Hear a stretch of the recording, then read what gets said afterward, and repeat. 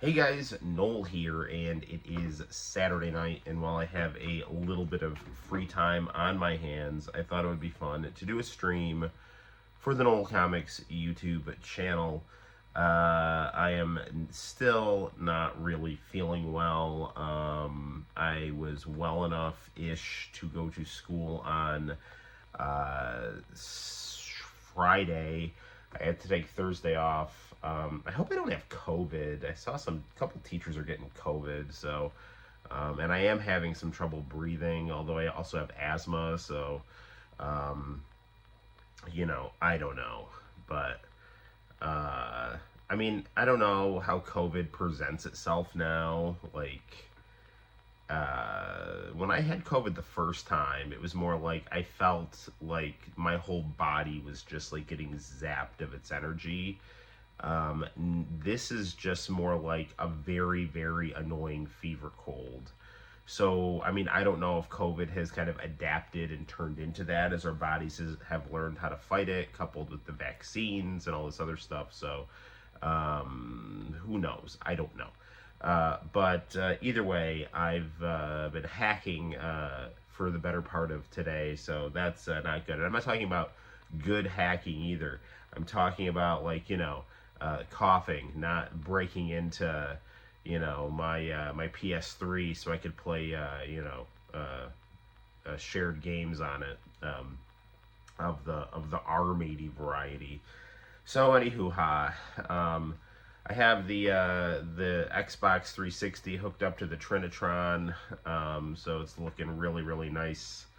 Going HDMI to 480i, just really, popping and rocking and rolling. So we'll probably play some Xbox 360, maybe some PS5. I don't know. I don't want to stream too long because I'm just in need of some rest. I was gonna actually stream yesterday. I was thinking about it, but I had a whole day of teaching, and then I did a gig where I did caricatures, and that was fun.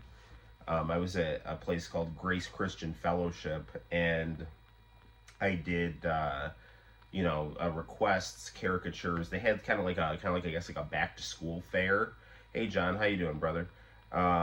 So like I drew there for like 2 hours, and it was actually the first time I'd heard Christian kind of pop music since I was in high school, because I went to a Baptist high school, so I heard a lot of Christian rock music, Christian pop music, and I was kind of, I guess it makes sense, but I was shocked. It all kind of sounds like Taylor Swift's "Shake It Off" is what they were playing. It's like "Shake It Off Jesus Edition," and I don't mean that as a bad thing. I mean, it's just what it was.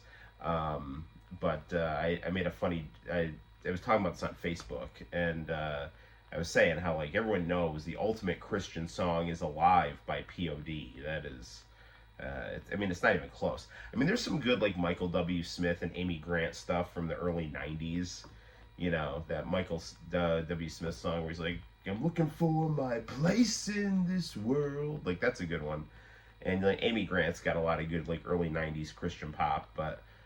Yeah, "Alive" by pt1, Youth of the Nation. Like, pt1 they're good. They're like a really good early 2000s, mainstream radio group. But they're like, they're a Christian group, but they don't like try to be Christian. It's just like a much more organic, not that there's anything wrong with like trying to be Christian, but when you're like trying to like shoehorn, something into your music that doesn't like kind of flow. Like, I think in order for art to work, it has to flow from the soul of the artist, right? So if you're, wanting to express yourself, there's a lot of different things that people have going on inside of them, going on inside of their head, going on inside of their heart, their body, whatever, so, but if you're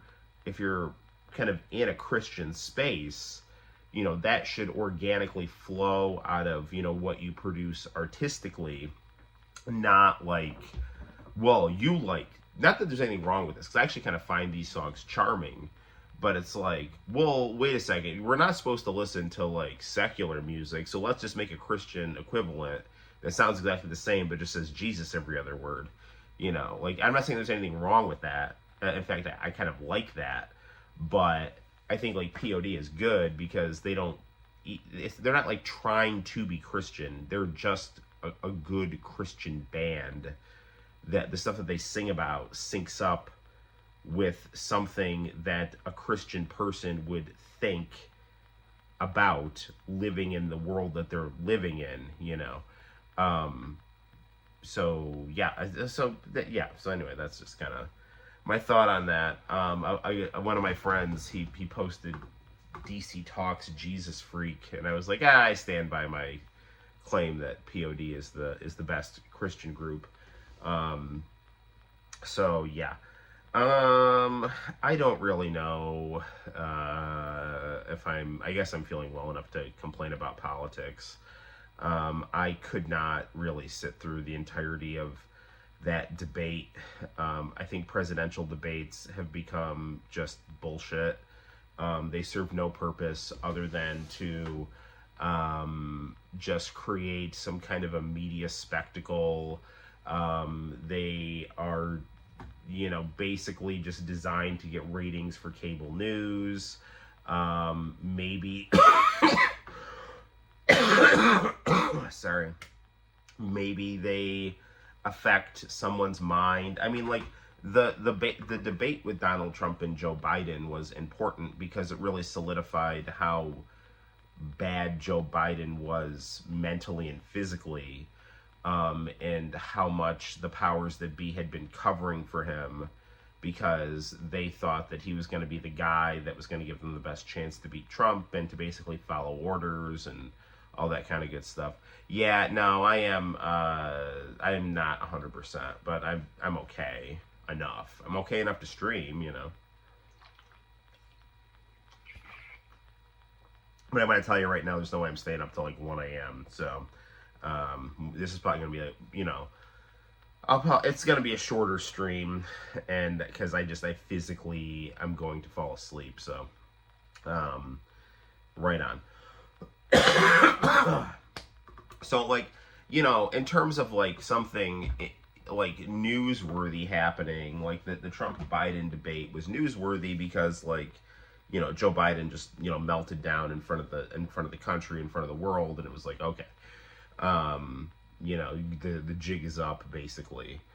The Kamala debate with Trump was, I mean, it was just, it seemed like, to me, it was the same as the latter Trump Biden debates, other than like the first Trump Biden debate was a grotesque spectacle. That was simultaneously the best and worst thing I've ever seen. It was insane. I think Donald Trump probably did coke before he went on stage, and Joe Biden was just an insufferable political hack. So, like, it was just, if you wanted to see the most, like, clown shoes, like, hack establishment politician, like, that was, like, Joe Biden. And then it was, like, Donald Trump just acted like he had snorted some coke and was just, you know, white-knuckling it. And I had heard, of course, I don't know if this is true or not, that, like, I don't know, is that the time he got COVID? Because, like, he got COVID kind of around that time. So I don't know if he was trying to self-medicate. I don't know what the hell was going on. But either way, that debate was insane. It was just Joe Biden being a hack and Trump interrupting him and yelling all the time. And I was just like, what is going on here? Like, how? I mean, it was wildly entertaining, but it was not good. Is any kind of, like, I was like, it was like watching a dumpster fire in real time. The other debates with Trump and Biden before the one where Biden malfunctioned on stage, was like, you know, Trump was Trump, you know, he was whatever he was, you know, and Biden was just an establishment guy spewing establishment points. And this was more or less the Kamala debate. The big thing that I couldn't sit through the whole debate because I can't just do this cringe fest bullshit. Like, but I at a certain point I was just like, I gotta see what's going on. So Due Dissidence, there's this YouTube channel that I check out sometimes. I don't agree with everything that they say, but I find them to be at least an honest source of independent journalistic information. And they were like live streaming the debate. So I popped in for the last part of it, and it was like, you know, Trump was doing his shtick and Kamala was being a hack. I mean, that was kind of what I thought of it. Honestly, seeing it in real time, it was like the last half hour of the debate. I thought that Kamala was as good as she was. Like, she looked a lot better than she had looked previously, which was abysmal. You know, where like she was just cackling and just acting like a condescending alpha bitch, and what else? You know, she has these like very unlikable tendencies. So, you know, somebody got a hold of her in the Democratic Party and was like, listen, just stop, you know? So if you want to be president, don't do these things because they turn people off. And so she was like, okay. And then they just fed her talking points and, you know, just drilled her routine into her head. And they're like, the moderators are going to, you know, set you up for some one-liners because the moderators are going to be on your side. So, you know, she had her like zingers planned. And then Trump just kind of went out there and just did his, you know, Rodney Dangerfield, Vince McMahon routine. And that's what it was. You know, I know that the big funny thing was Trump was, I didn't see this, but I could see him being like, look, they're coming over the border, they're taking your jobs, they're eating your cats, you know, like I can see that being like, what the hell is going on? But I mean, like, but that's like his pro wrestling style is like, rather than making the point that he was, I think, trying to make of, hey, look, there's a correlation between our open border under Kamala and a rise in crime. So, but he says it in like the most cartoonish way possible, so that it's like, yeah, that's gonna get people's attention, and it's either gonna turn you on or off, you know. But like, that was, I guess, a thing. I thought that Trump's closing statement was excellent when he was just like, hey, listen, you know, you spent all this time talking about what you're going to do, but if you're really going to do it, you would have done it already. Do it now. Go ahead. Seriously, go back to the White House right now. I know what the White House looks like. It's beautiful. Go there, do it now. But you're not going to do it because you haven't done it. And after you get elected, you're not going to do it. Because if you were going to do it, you would just do it now. You know, that was a paraphrase of his, you know, a closing statement. Sakaki, what is up? I am sick and I am streaming and I'm complaining about politics. So there's that. You know, like, I mean, I don't want to, because people have different opinions on this, and I'm a teacher, and I don't want to let my non-existent hair down too much, but I posted on Facebook. I said, look, if you like abortion and neoconservative imperialism, Kamala's got you covered. If you don't like those things, don't vote for her. And I think that, you know, you can make strong arguments that both of those things are not great. So there's that. I don't know. From all accounts, the moderators at that debate were disgusting. It was literally, so the one time I saw I heard a lot about the moderator bias from Glenn Greenwald, who is a really, really good journalist. He's got a great video talking about the bias of the moderators and how they weren't fact-checking Kamala, but they were fact-checking Trump, even though Kamala was saying a lot of stuff that was not true. You know, lying about things that Trump had said, and, you know, so on and so forth. Like, I mean, the big thing, like, she was saying he was against in vitro fertilization. She was saying that, you know, he gave her the worst economy ever, which was absolutely not, since the Great Depression, which was not true. The economy was worse under Dick Cheney and Barack Obama, with the housing bubble burst. By the way, Dick Cheney and Barack Obama, you know, endorsed Kamala. She lied about, you know, Trump saying that, you know, there were like good people So when there was those protests going on, and Trump said, "Hey, there's good people on both sides," and I don't mean neo Nazis and white supremacists. The media immediately lied and said he's saying that white supremacists and neo Nazis are good people, which is, he didn't say any of those things, but the media doesn't like him, so whatever. So she lied about that. That didn't get fact checked. I mean, there's other stuff too. I think she didn't tell. She said some false statements about January 6th, I believe. So I think she probably. I didn't watch this, but I think she said something like a cop was killed on January 6th, which did not happen. The cop who died of health conditions that were exacerbated from being in January 6th after the fact. But it's not like he wasn't like beaten to death by rioters. I mean, the riot was not a good thing. Trump did say, don't riot, and then they did anyway. I mean, January 6th was a stupid move. At that point, like, Trump had gotten screwed out of the 2020 election.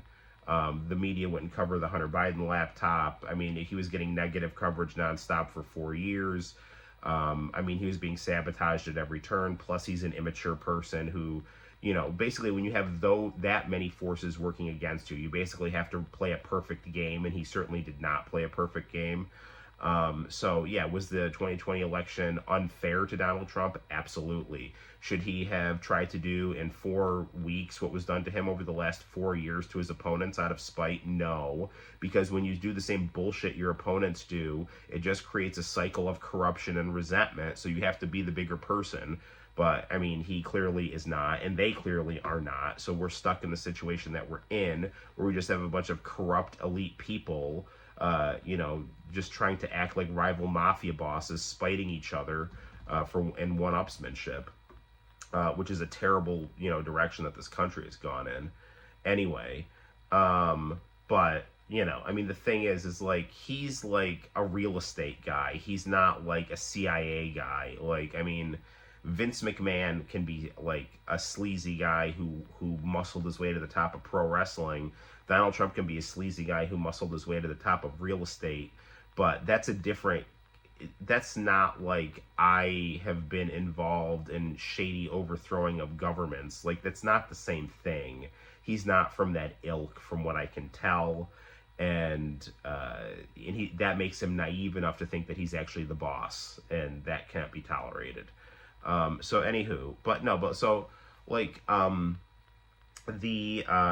moderators were very just like, they would never fact check Kamala. They were constantly interrupting Trump. And then the one thing I saw was the one female reporter was like, "Hey, so what's your healthcare plan, Trump?" He's like, "Well, I don't like Obamacare. Obamacare's not good. We do what we can. We're going to keep it in place because it's better than nothing. But, we're going to tweak it. We're going to make it better." It's just like, so you don't have a plan, do you? It's like, what are you doing? Like, listen, like, if one of my kids responded to me like that, like, you're supposed to be an objective moderator, okay? So if I was asking a kid a question, and a kid gave me an answer like that, I would say either, okay, or I would say, so you're just going to keep Obamacare and tweak it? Is that what you're saying? Like, not, so you don't have a plan, do you? You fuck, like, you dumb fuck, like, that's what sorry not to swear, but like, that's literally just like, they're just putting it out there that they're like, and then like Kamala Harris said exactly the same thing. She just said like, well, I'm going to keep Obamacare and I'm going to make it even better, and it's like, and they're like, thank you, Kamala. That's not even an exaggeration, So, listen, people are going to vote for Kamala Harris. The people who are going to vote for Kamala Harris are going to vote for her because they hate Donald Trump and they feel more comfortable with a brown woman killing other brown people overseas. Like, that's literally, she is the new window dressing on the same old crap of the American empire. I don't know if Donald Trump will be good in his second term. I don't know. Who the hell knows? But I can tell you, if you don't like the way things are going, Kamala Harris is going to keep things going the way that they're going to go, because we don't have a president right now. Like, seriously. Like, this whole this whole grotesque spectacle has shown us that the country does not need a president to function. Okay? That we have these invisible power structures in place that just function, and the president is just there to put a face on it. And there's something that's wrong enough with Donald Trump's face where he has to be stopped at all costs in the minds of the people in power, or at least the ones with enough power that it gets to the public. So take that for whatever it's worth. Vote for whoever you want. Just be the most honest and ethical version of yourself. But to me, I'm really not digging things that are morally indefensible in terms of, if you don't want it done to you, don't do it to other people. And if you don't, and I think just imperialism in general is not good. And having a mentality that says that, the United States must profiteer off war, and confront and antagonize countries, in this window after the Cold War so that we can solidify our rule forever. That neoconservative worldview is dangerous for the planet, much more than global warming. Okay, so yeah. And then there's this other thing that I heard about the end of the debate, which was like these pro-Kamala people. They're all just like, "Oh, did you see how she baited him and threw him off kilter?" It's like, okay, so let's say that she did that. Why is that a good leadership trait? Like, do I really want the president? So let's say like her big thing is that she can make people angry at her. What? Like, that's really what I want in a president. I really want her to go up to some foreign leader and piss them off. Like, why? Like, what are we even doing here? I mean, I was talking to my old history teacher, and she was just like, how did we get to this point as a country? We're like, these are our two choices. I mean, I think a choice is better. I think one of them is better than the other. But, I mean, come on. Like, that's the best thing you can say about her. Hey, Arrow, how you doing? Yeah, I'm sick, brother. Are you sick? I'm just closing off my trademark political rant, which hopefully doesn't piss people off, but I don't know. But yeah, seriously, it's like, well, did you see the way she made him mad? It's like, yeah, I saw that. I can't wait for her to get elected president and make the president of China really angry. That'll be awesome. That'll be so awesome, But I don't know. I'm done. Anyway, I don't know about you, but given that my dad got a positive COVID test, it probably means everyone sick has it. I've just got coughing and phlegm. I might have COVID. I don't know. Serafina, it all started with Serafina. I think Serafina is patient 0 for us. So, and maybe I'm enjoying this. You have some good points. Well, yeah, I don't know, man. I just, like, here's the deal. Like, I'm a teacher, okay? So I'm always very worried about speaking my mind about politics. But on the other hand, I have tenure. Which means I've put in enough time and done my job competently enough that you have to have like a really good reason to get rid of me. And I'm going to continue to do my job to the absolute best of my abilities, no matter what. And it's a free country, and I'm not, I don't think I'm being particularly toxic one way or the other. So since school started for my sister, I'm not surprised if it's from her. Yeah.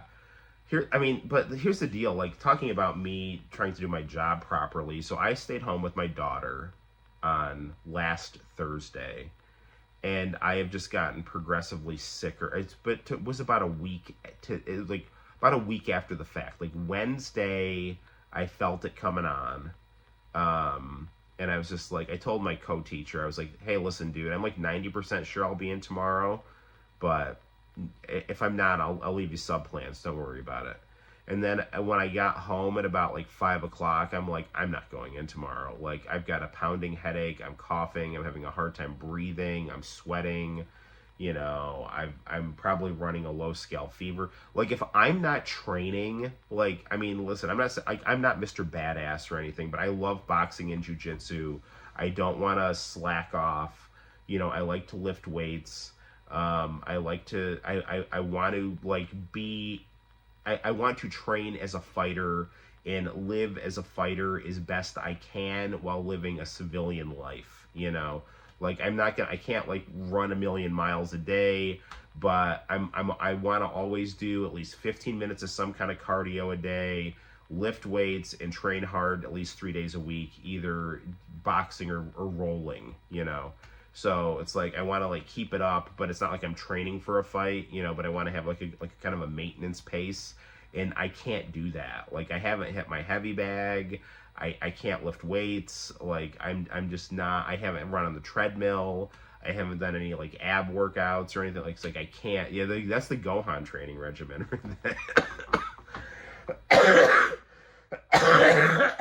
It's exactly what it is. That's why he's my favorite character. You get a scratchy throat. I haven't had a scratchy throat. When I get sick, it hits my asthma.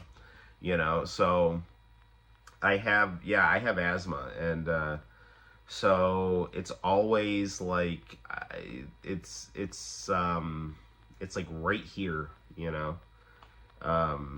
it's not like my throat is closing up or anything like that, but it's just my breathing is not necessarily as easy as it should be. Yes, I do have. I don't know. Yeah, it's just my breathing's not what it should be, you know. So there, I don't know. But so yeah. But Era, I'm happy that you're here. I always enjoy chatting with you. I always find you always have interesting things to say. So yeah. Who the hell knows? I mean, in terms of back to just are you tired all the time? I'm less tired. I was very tired the day I took off. So Thursday. Okay. So I knew I had to draw at this church.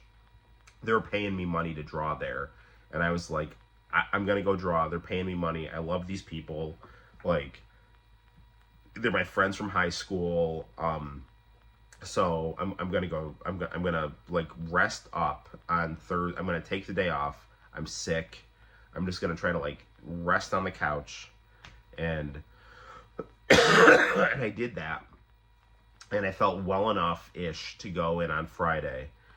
And you know, now after Friday, I feel worse than I did Friday.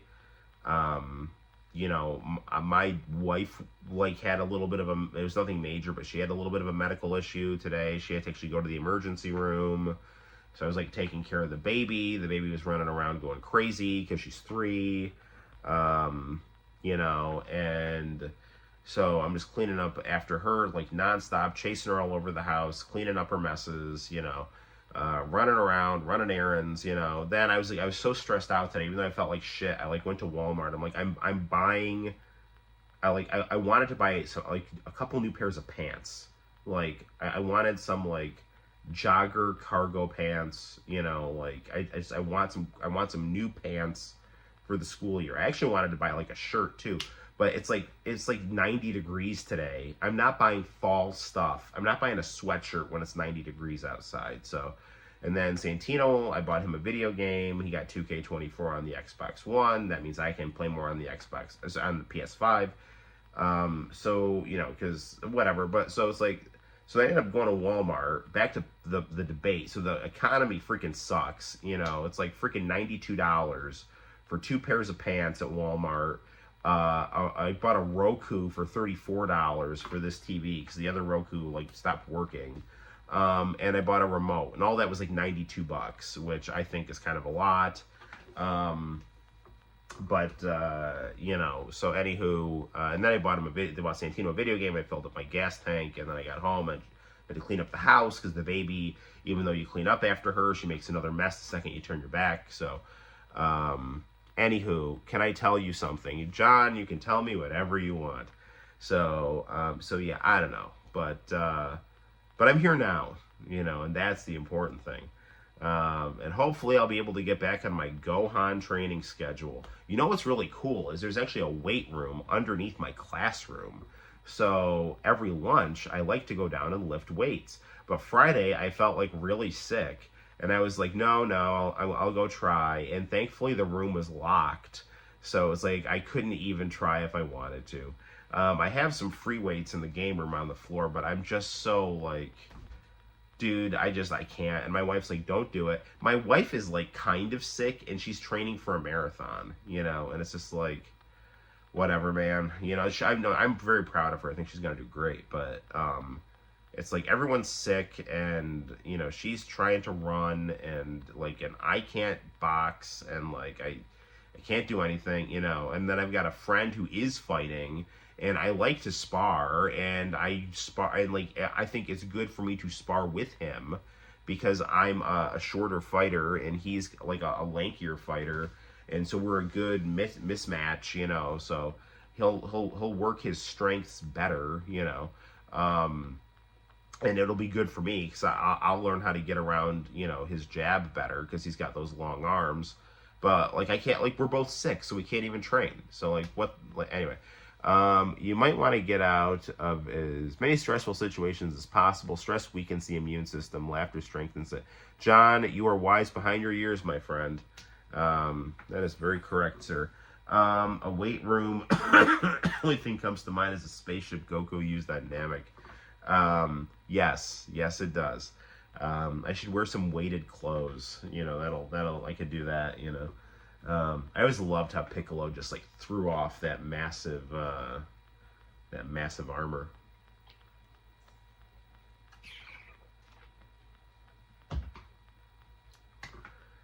Yeah, I mean the other thing I'll do for my Gohan training regimen is I will every at least 5 days a week. I always try to do something.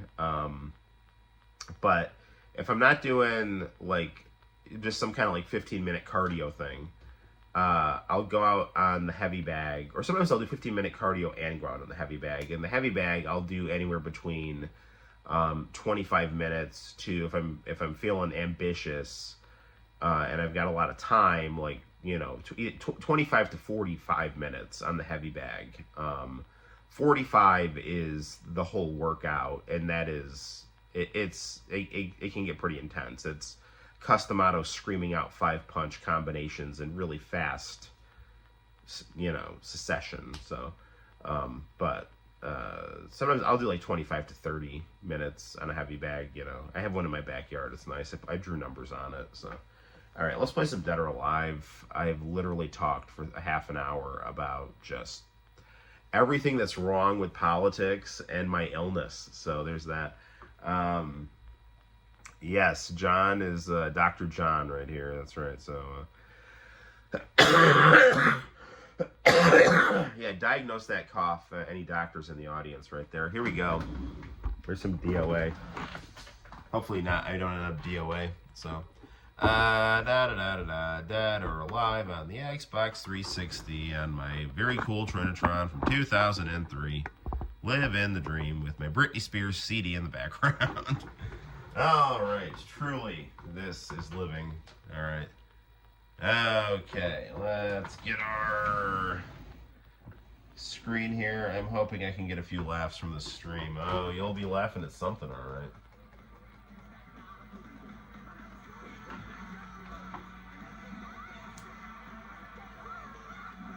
I got my other PVM up here. This one only does S-video, but it's a good monitor for the VCR. So, although you saw that from last week, because we were doing Abracadabra and all those VHS tapes. So, this, in my opinion, is the prettiest Dead or Alive, and is one of the prettiest games on the Xbox 360.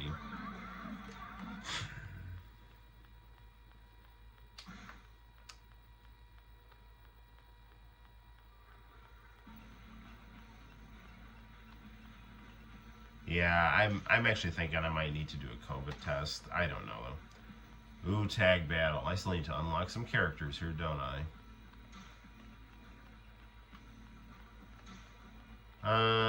And let's also do Tina.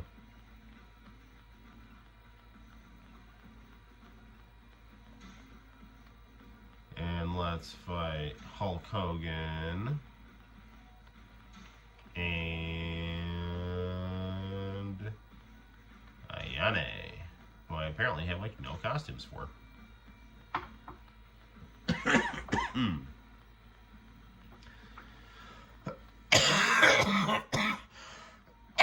What's scaring me is I have kind of a shallow cough.